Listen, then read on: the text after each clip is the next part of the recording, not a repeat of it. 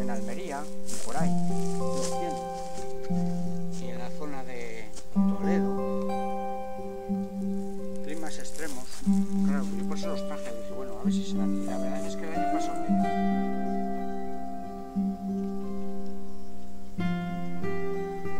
esto cuando crezca, ¡buah!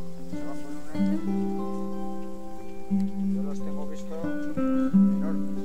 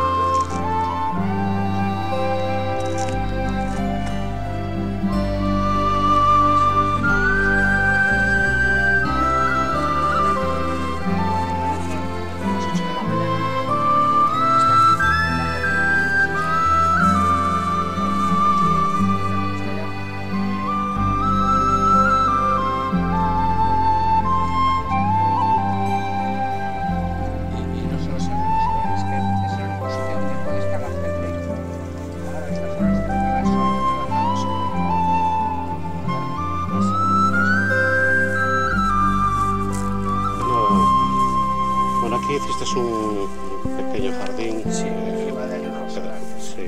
Pues hay espriego, romero rastrero, santolina, algún clavel. O sea, todo plantas aromáticas. Sí, plantas aromáticas, pues para que esté sentado esté perfumado. Y luego hay cebollinos también.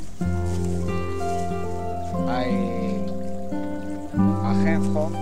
El ajenjo es una planta que antiguamente se hacía licor de asenja. Pues esta, eso es la saponaria o hierba jamonera, bueno, hace jabón. Esto no es de verdad.